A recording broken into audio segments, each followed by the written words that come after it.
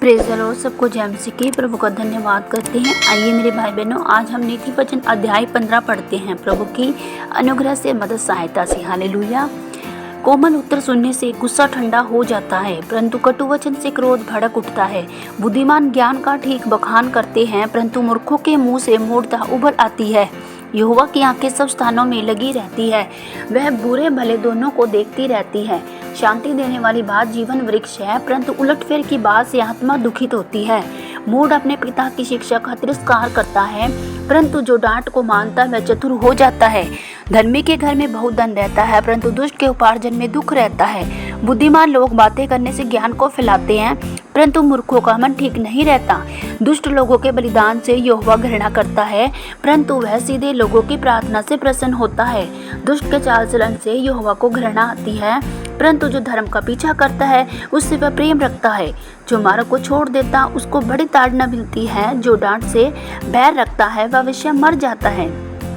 जबकि अधोलोक और विनाश लोक यहोवा के सामने खुले रहते हैं, तो निश्चय मनुष्य के मन भी ठंडा करने वाला डांटे जाने से प्रसन्न नहीं होता और नए बुद्धिमानों के पास जाता है। मन आनंदित होने से मुख पर भी प्रसन्नता छा जाती है, परंतु मन के दुख से आत्मा निराश होती है। समझने वाले का मन ज्ञान की खोज में रहता है, परंतु मूर्ख लोग मूर्खता से पेट भरते हैं। दुखियारे के सब दिन दुख भरे रहते हैं, परंतु जिसका मन प्रसन्न रहता है वह मानो नित्य भोज में जाता है। घबराहट के साथ बहुत रखे हुए धन से यहोवा के भय के साथ थोड़ा ही धन उत्तम है। प्रेम वाले घर में साग पात भोजन और बैर वाले घर में पले हुए बैल का मांस खाने से उत्तम है। क्रोधी पुरुष झगड़ा मचाता है, परंतु जो विलंब से क्रोध करने वाला है वह मुकदमों को दबा देता है।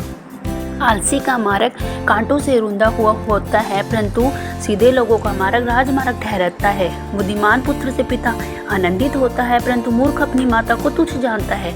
निर्बुद्धि की मूर्खता से आनंद होता है, परंतु समझ वाला मनुष्य सीधी चाल चलता है। बिना सम्मति की कल्पनाएं निष्फल हुआ करती हैं, परंतु बहुत से मंत्रियों की संपत्ति से बात ठहरती है। सज्जन उत्तर देने से आनंदित होता है और अवसर पर कहा हुआ नीति वचन भला होता है। बुद्धिमान के जीवन का मार्ग ऊपर की ओर जाता है, वह इस रीति से अधोलोक में पड़ने से बच जाता है।